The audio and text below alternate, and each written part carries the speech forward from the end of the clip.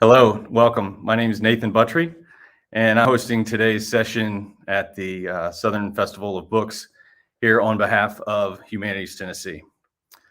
So as we begin, I want to take a moment to thank a few of our key sponsors: the Metro Nashville Arts Commission, the Ingram Content Group, Tennessee Arts Commission, Vanderbilt University, and Parnassus Books. Also, if you see any books that you like at this session, please purchase those through the Parnassus book link. Doing that helps support the festival and keep it free. Today's session will have the opportunity for people watching online to leave questions and comments. So please look in the chat feature of whatever platform you're using and leave questions for us, and we'll throw those in as we can. So today's session is really cool. We have three poets with us today. And what we'll do is I'll introduce all of the poets, and then we will move into kind of a round robin with each poet reading a few poems, and then we'll discuss them as a group, and we'll see how far that gets us through their books. So I'm going to introduce each poet now, starting with KB Ballentine. KB Ballentine resides in Chattanooga, Tennessee, and teaches creative writing, theater arts, and literature to high school and college students. She has an MA in writing and an MFA in creative writing and poetry.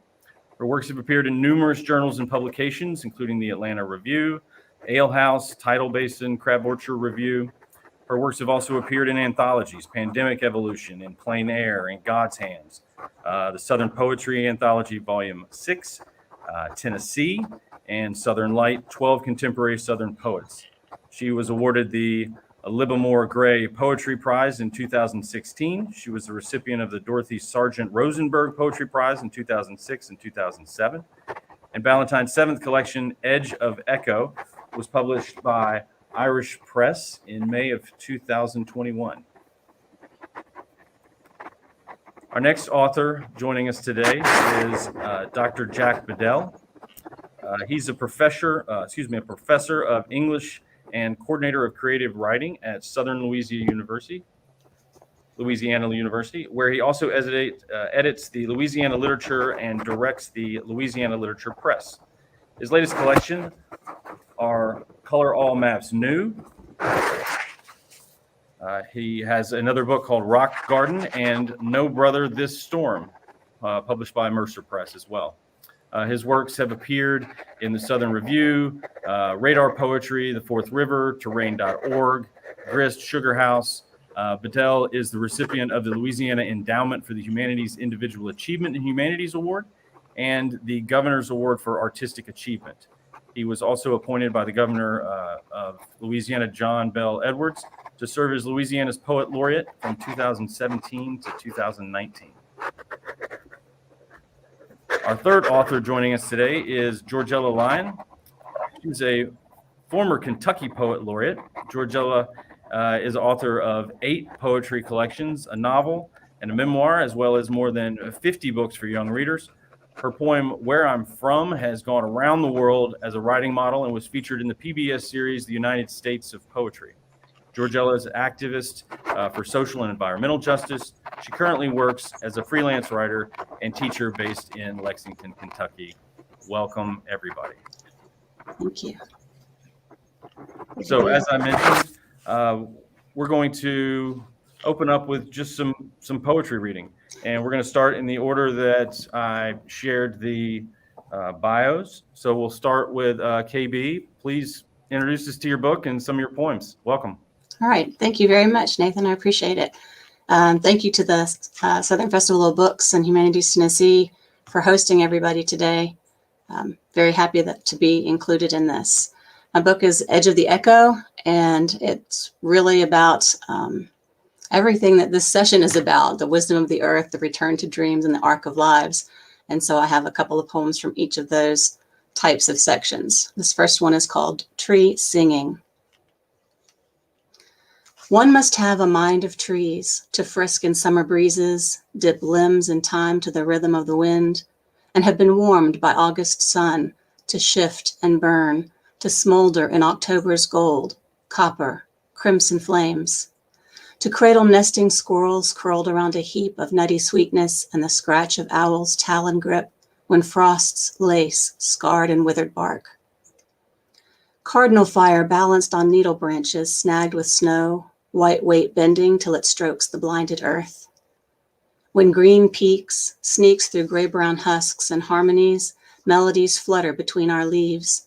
We breathe the Lenten rose and bloodroot far below, believe in everything again. One thing I have learned. When you wake and the dream still sings, when fireside strokes warmth into your bones, when vapor licks the river, kisses your cheek with mist, when wren and bluebird dwell in the curve of hickory and stars pulse the moon's heartbeat, know you are in my marrow, in my soul. No stranger to loss, shadows of the fall still sizzle the gloom just out of sight. Truth thirsts for happiness, gnaws the edge of grief until you surrender. Let memory drift to that kitchen table where mama and aunts weave gossip and love tastes like fried chicken, perfumed hugs, or like the first tug of your son's fingers, or even following dad's faltering steps across ammonia-scented rooms. Knowing this will hurt, but risking it anyway. More than a muscle, the heart breathes, leaving nothing behind.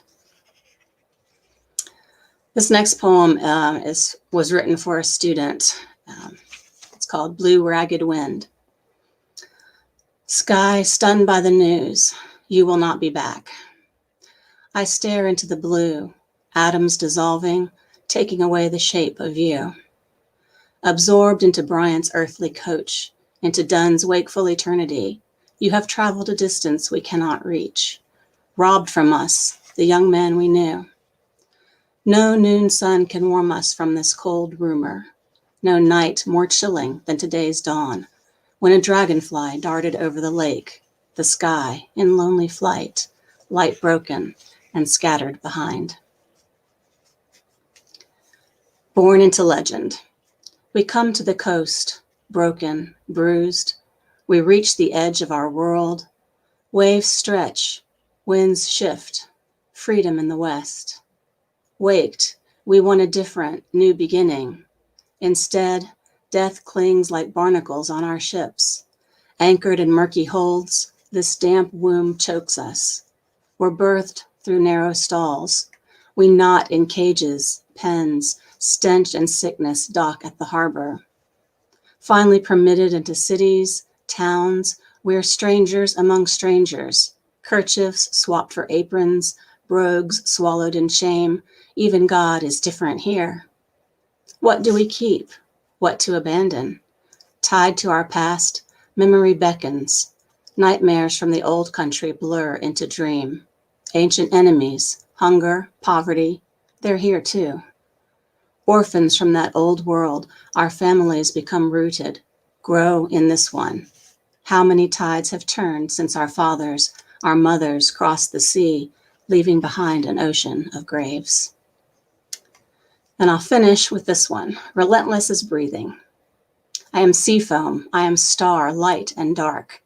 I am the purpling of redbud trees, the butterscotch of falling leaves, shadow of the solstice night. Above, around, inside me, heaven beckons. Dawn's pink sky, bluebirds soaking, ruffling a puddle. Each day the wind, the sun urge me on, the spinning sapphire sphere circling a saffron sun. Red tips of a blackbird, an oriole, the violet deep in wrinkling dusk. The cold stream surprising a mountain gap, sing something greater than we know, nothing less than what we are. Thank you. Thank you very much. Well, we want to bring up all of our other authors if we can. Excellent. So I know I had some thoughts, but I would love to open up the floor to our other authors and even from you, KB, if you could tell us a little bit about what brought the collection together, why those poems stood out, and what we can take from them. Sure. When I write, I just write poems as they come to me. I don't have any particular book collection or anything in mind, but I write a lot of things that are nature oriented, and I write a lot of things that are Celtic oriented. And I had just finished reading John O'Donoghue's Four Elements when I was trying to put together the next manuscript. And I realized, oh, that I have a lot of earth, wind, water, fire stuff. And so using his idea of that, which is the, just the ancient Druidic thought anyway, that I put this collection together. And so in each section, you'll see the wind, the water, the fire, the air. So I have a question. I was wondering what the poems look like on the page, and if there's similar line lengths, or how they take their place on the page. some of them are the left justified, but a lot of them, once I learned I didn't have to be straitjacketed into a particular style, I've tried to work really hard at making the poems, the format flow with whatever the content is, basically. Yeah, I thought there was spacing there. Yeah, that was beautiful. Thank you. And do you spend time in the woods? Oh, yes. I live on a mountain, and we go hiking all the time, and it's beautiful. And I have an hour's drive to and from work each day. So 2 hours on the road, and luckily it's not the interstate, and I get to enjoy the sunrise and sometimes the sunset, depending on how long I stay at work. So I get to see a lot and observe a lot. Very rich. Thank you. KB, I was kind of curious with the kind of the confluence of histories and the weight of the memories in the poems that you've selected. Do you feel when you go into a collection like this, put it together and finalize it, that you're responsible to those? Or is it really just a matter of the quality of the poems as they get finalized, as you get them revised and get them put together? Or do you start out a collection like this with a real sense of obligation to these memories and these histories that are showing up in all these poems? I hope I choose the best writing that I have, because sometimes I do get stuck on particular themes. And so I find I've got 4 poems written about something in particular. And I think, well, let's choose the best one, which is not necessarily the one that's my favorite, which is very difficult to put that in instead of the one that I would love for people to see. But once I've chosen the best ones, that's when I think about the obligation of how to put them together, how the poems relate to each other, the overarching theme for each section, and then the book itself. Wonderful. I was curious about sort of your process as a writer. Is it, are you always keeping something with you to jot things down on? Are you sitting at a certain time of day at a certain place that you've allotted for that? Or how does it happen for you? I just snatch time wherever I can. When I assign my creative writing students days to write, I try to write with them. Just like when I assign them reading days, I try to read with them so that, I'm modeling what I want them to do. So sometimes I get to write when I'm doing that, but a lot of times it's just, in those weird moments that I have, I keep a tape recorder in my car so that when I'm driving, I can just hit that. No, old school, but I'm sure I could do it on my phone, but I'd have to unlock my phone, and it's, illegal to do all that anyway. So just hit the tape recorder and talk about what I see sometimes. But I've always got paper and pen somewhere. Cool. Interesting. Yeah, that makes sense. I like that you're modeling what your students are doing. That's good. Or for them. Yeah. When you put together a collection, is the title, is the way it's organized, does that happen organically, or do you have, and this is a question kind of that I'll be curious to hear about from everybody. How does that happen? How does a collection take shape?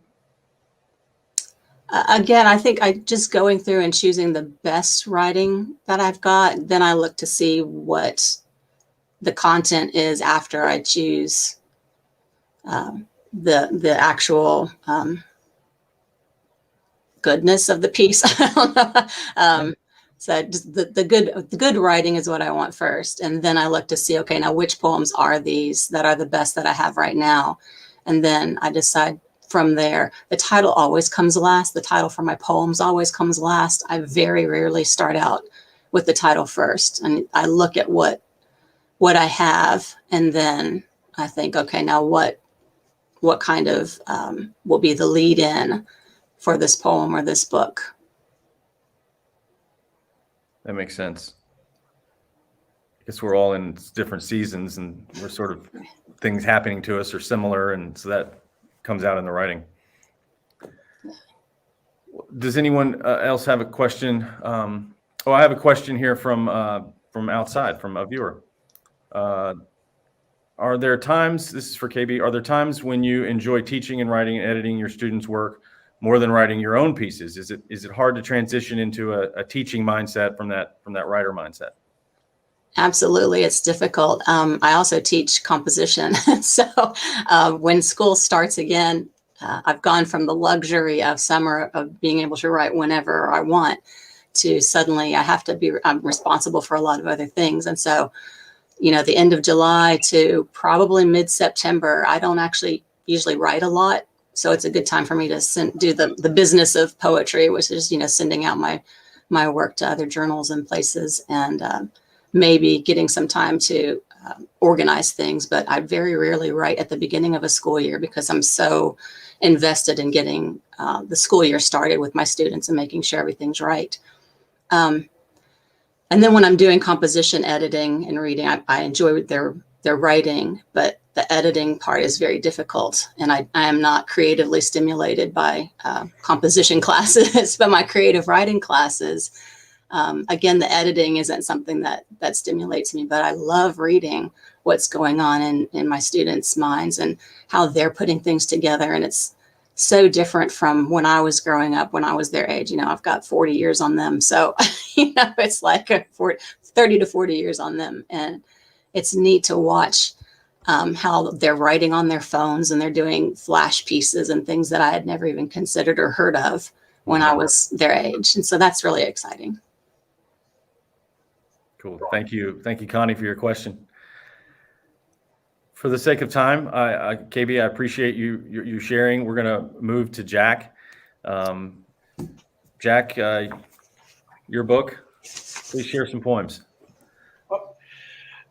Thanks, Nathan. This book, Color All Maps New, is really a response to my previous book, No Brother the Storm.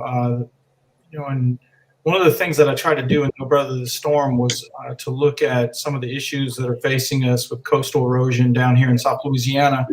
And right about a third of the way into that book, my mother passed away suddenly and kind of unexpectedly, and it really hijacked the book, and it became a book more about loss and living through it and finding some good on the other side of it.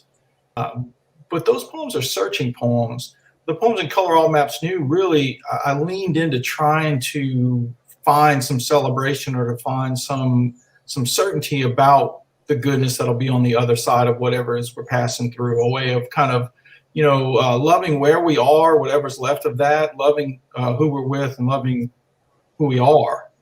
And that's the genesis of these poems, really as kind of end pieces to the same subjects and topics and themes that were kind of questioned in No Brother the Storm. So let me read a few of these. I'll start out with a poem that I wrote during the last time we were able to hold the New Orleans Writing Marathon, and it's about being able to see an image of Coltrane's score to A Love Supreme and being kind of blown away by kind of the lack of musical notes in the score. It was all just prayer. So that's where this comes from. The title of the poem is Prayer Does Not Have to. Prayer does not have to whisper with reverence while clouds thicken to purple in the sky. It can percolate, chortle, and climb like Coltrane's horn in A Love Supreme, probing in fits and squawks, clearing a path upwards, then knocking over all stones until there is no right of way, no safe passage, nothing but timpani and bass drowning all hope in distance. I've been in that room where it's clear the storm it's on its way, where light diminishes its chord until harmonies fall off each other breathless. Let the thunder have its say, open a door to the sizzling wind. Trust the score to give each note space, each need voice, until the whole room vibrates in halftones, raises itself into the sky. This loud song can find a stable key. This kind of noise can beg light down with a cymbals roll.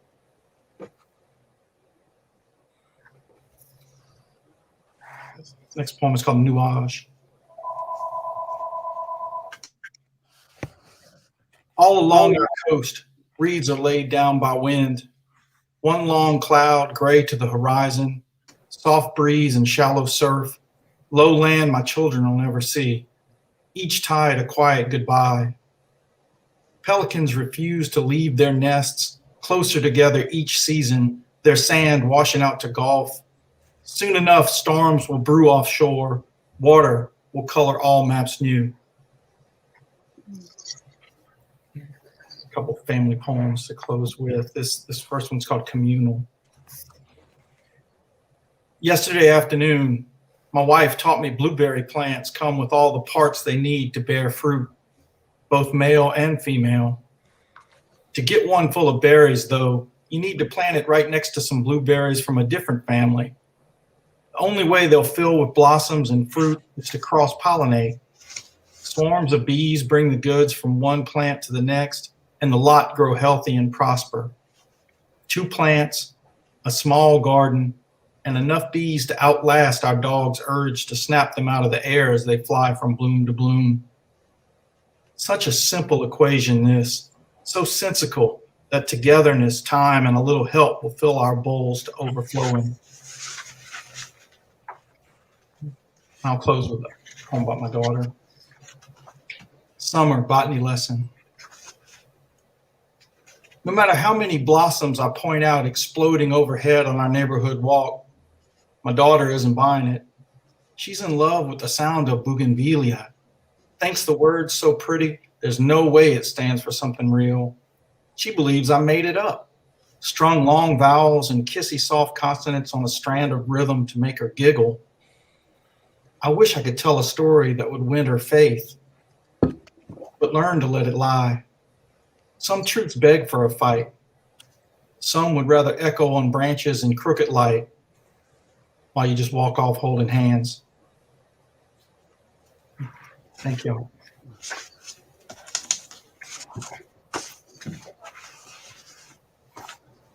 Thank you, Jack. I just want to say, maybe because you started out with the Coltrane poem, I was really taken with how musical all of your poems are. The sound is so captivating. And then in the last poem, the child who's captivated by the word, the sound of the word. So it kind of came around in a circle for me. Thank you. George Ella, I know you want to see it, so here's. Yeah, I was going to ask my next question. Okay. That's what it looks like on the page. So then I would have a question. How does the shape evolve for you in a poem? Right.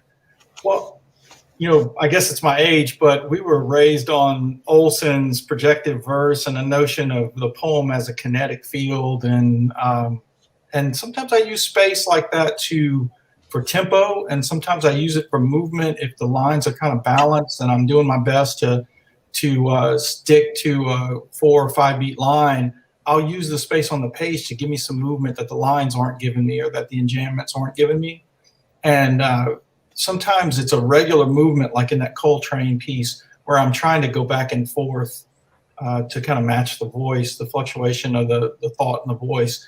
But other times I move around on the page a good bit just to give a little action, just to be a little active and get up and move around in the room, in the field, in these poems, because the lines themselves are fairly static and they're balanced to the point where I'm not really doing any kind of rapid enjambments. It's just all in stopped or solid phrasing. So it's sometimes by feel and sometimes by design, I guess would be the easy way to answer that one.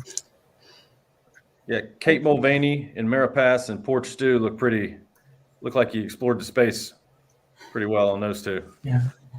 That one there, Mm, mm. and then that's Kate. Porch Stew Island, that's about Ile de Jean Charles, which is a climate refugee, a community of Native Americans in South Louisiana, about 15 miles from where I was raised.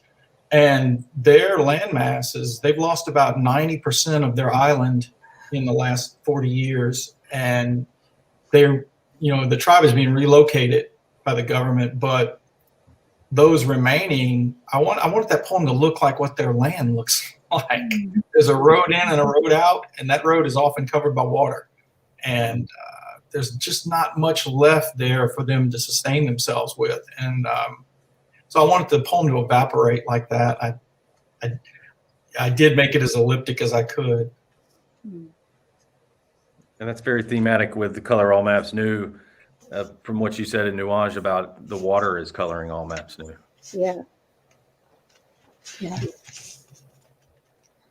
You have a couple of poems. It's not that they don't have a title, but then it's a line from the poem itself, and then it's got brackets around it for the titles. And I just wondered if you would speak to that, what your thought is on that. It's a little bit of cheating, because usually when that happens, it's the first line of the poem that gets bracketed. And I was typically grabbing my favorite line out of the poem and making it the title. And I worked out a couple of them where it was the second line of the poem. But there are times when I write a line that I think is a better title than anything I could come up with at all to title the poem.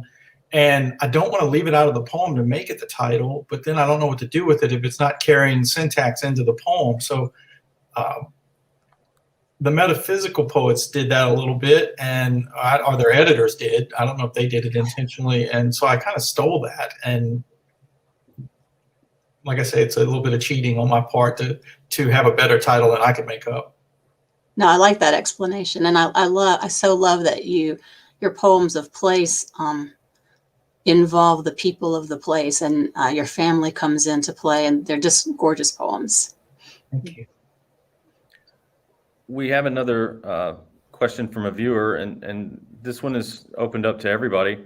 It's from Connie Litz. And Connie, thank you for your additional question. It says, as a poetry newbie, do you recommend reading a collection from front to back? Like almost like we used to listen to albums from beginning to end, or is it okay to jump around in and out and meet the poems individually? One of the best essays I've read about constructing a book, I want to say it's Martha Solano, but I'm not positive about that, said that choosing the order of the book should be the same process of choosing the order of the lines in a poem. And if you see it like that, then you kind of have to go from front to back. But I have to admit, I don't read books of poems like that.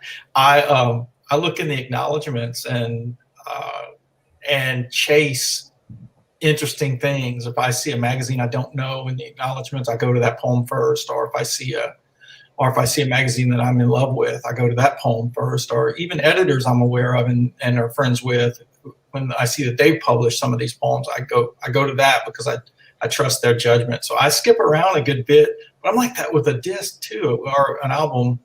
When I get one, I poke around a good bit to see, and I know that's not the author's wish, but that's just how I consume stuff. I'm kind of the same way, even though I know the poet worked very hard to get this, the larger poem, as somebody called the book. But if I really fall for a book, then I will go back and read it straight through. Because then I want to, then I feel the need to know how it got where it got, or if I'm writing a blurb or something. But I don't know. There's an eagerness in that sampling for me when I'm first reading a collection. And yet I just said that this one of mine has a sort of narrative. So So whatever that means, that means. When I put a book together, I work very hard to make sure that the poem that comes before and that comes after relate. I am the typical read from front to back person, just because that's my personality. But I really appreciate people who can jump in, and I want the poems to be able to stand on their own anyway. Every poem should be so good that it shouldn't need anything else necessarily. So if anybody just jumps in and picks one, I want them, that's why I choose the best ones, what I think are the best. But yeah, I think jumping in would be a great way. That's just, I can't do that, because then I'm like, where was I? Or, I can't, I've got to finish something. Well, I was kind of taught by Miller Williams and Jim Whitehead and Heather Ross Miller when I went to grad school, that there are ways of hiding, and particularly Miller thought this, that every book had 5 or 6 exceptional poems, and the rest of the book was just really interstitial. And so he had a way of hiding poems that he wasn't fond of, or that he didn't think very much of in his books.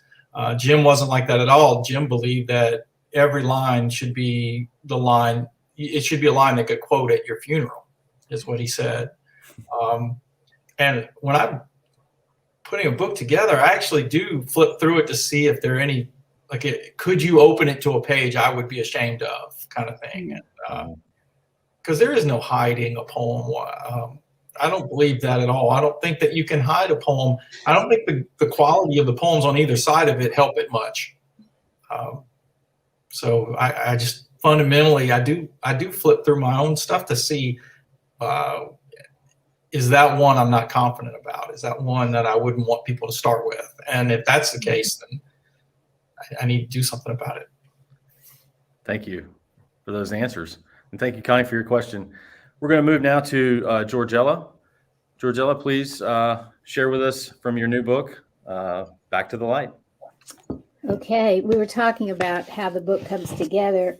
This book was, an earlier draft of it was called What Became of the Goddess. That poem isn't even in here now. And then it was called She Sings. That poem is there. But when the book really found its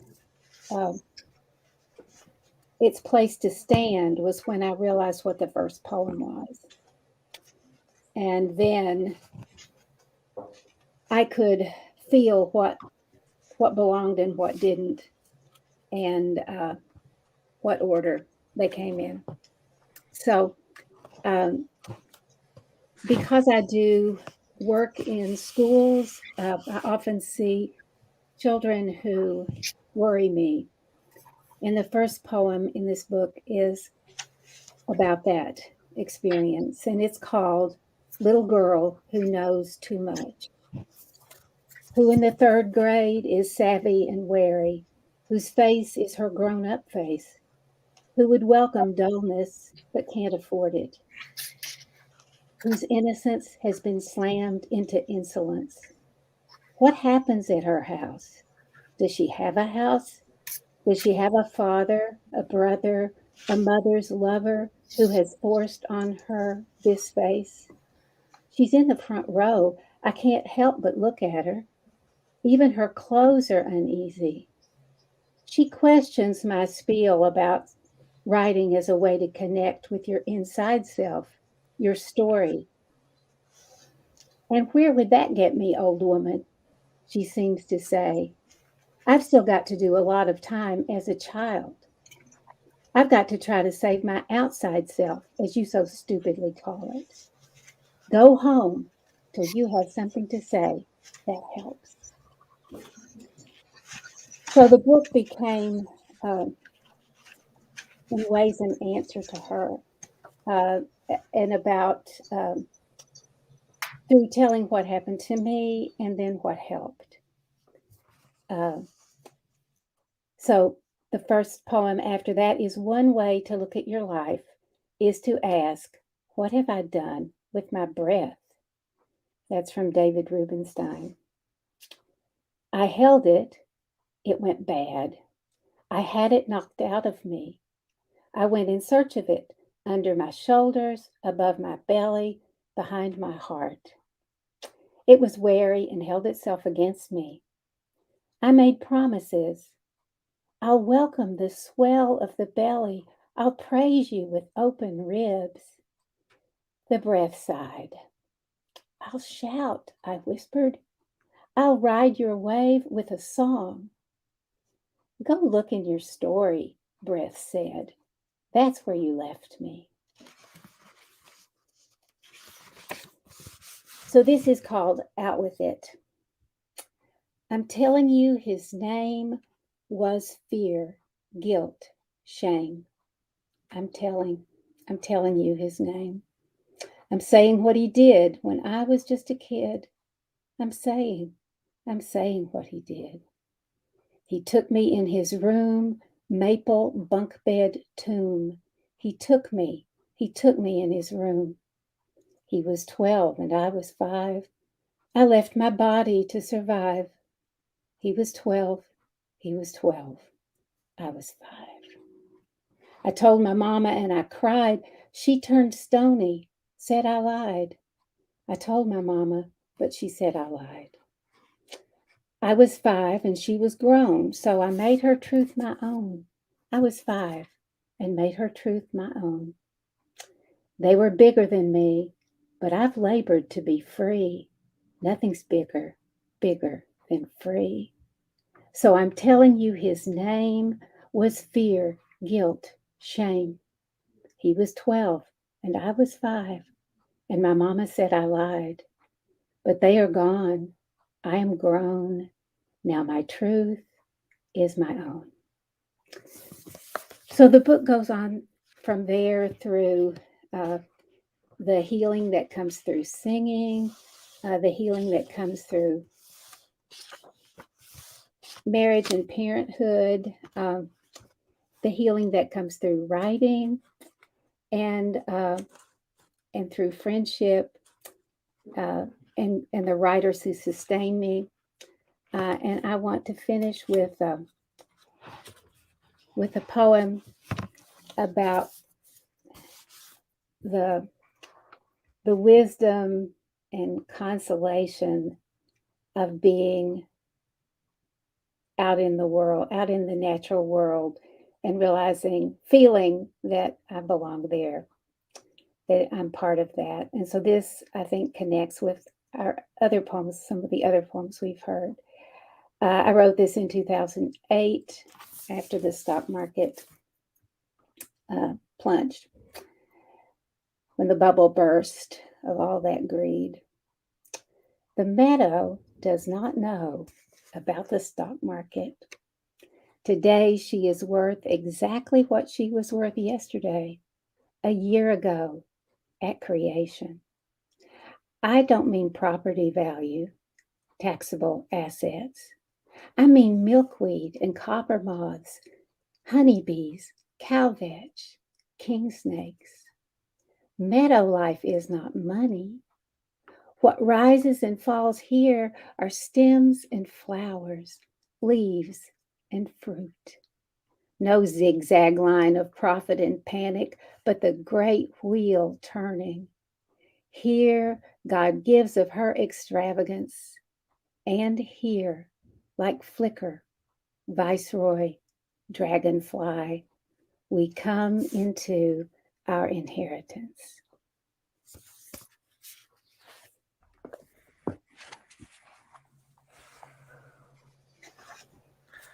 Thank you, George Ella. I think the first thing that I would say is that it's amazing how personal all of these poems are to all of you.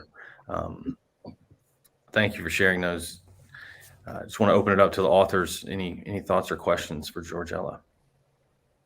Yes, I'm so glad you read The Meadow Does Not Know, because that was one of my favorite poems in this book. It reminded me of Edna St. Vincent Millay's There Will Come Soft Rain. There Will Come Soft Rains. But yours is lush with description, where hers is more of I've always liked her poem, but in comparison, I really appreciate the detail. I can see the specifics of what you're saying, and I really like that. And you had mentioned too poems about freeing yourself with singing and stuff. That was one of my other favorite ones. Was the I can't find it now. I just put the book down, but it was the one where you're the voice lesson, and you've got the voice lessons instructions, and it's just, oh my gosh, that is such a beautifully written poem. It's wonderful. Oh, thank you. I had this amazing singing teacher. It was a group class. It was, but she said the thing that's the epigraph of the book, which is sing with the voice you have, not the voice you want. And I use that with writing students all the time, because, you know, if you're trying to sound like somebody else, that job is already taken, as William Stafford said. Right. And it doesn't work to imitate yourself at better moments either. You have to be the voice for this poem now. Right. So.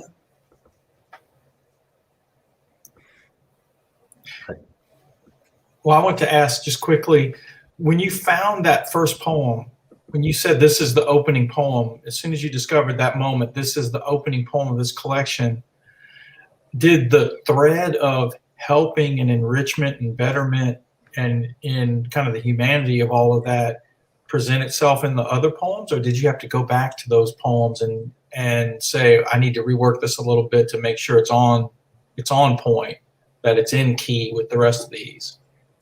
I kept having to put poems in and take poems out until I don't think I really understood when I found that first poem what the rest of the book, you know, like what the categories were going to be, or I just had to feel my way.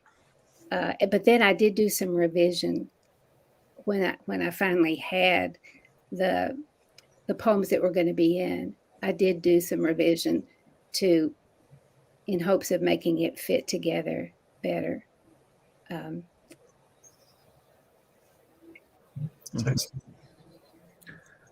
I kind of want to mention, since you brought up movement on the page, George Ella, Mm-hmm.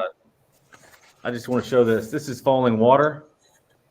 It's not oriented even the way the book is, and it's all up and down the page. So you're enjoying that as well, I see. Yes, I love that. I love to when a poem when it just won't work, when I just cannot feel the liveliness. Sometimes I ask, is there a shape here that wants to happen? Mm-hmm. And with Falling Water, which is maybe the oldest, no, the mean poems are the oldest, but Falling Water is probably the next oldest in the book, because when I made that poem, I mean, I was cutting the words out and pasting them, and they stuck to my fingers, which I thought was hilarious. It was hilarious that I had to build a poem about a house. Right. You know, but it was great. It was great, hard fun. You know how that is. I do. Well, we're approaching the end of the session. We have a little less than a minute left. And I just want to say thank you to all the authors, Jack and KB and George Ella. I appreciate your time. I appreciate you sharing your work with us. For anyone watching, if you're enjoying the sessions here today, you can find out more about the authors on the site for the festival. Also, if you would like to contribute to the Humanities Tennessee, the organization that puts this event on, or the session itself, you can visit humanitiestennessee.org, and there is a method there for you to donate and support all the work that they do with the festival and across the state. So again, thank you to the authors. Thank you for your time, and thank you to our viewers and for those who gave questions. We enjoyed our time, and thank you very much from Nashville. Have a good day. Thanks.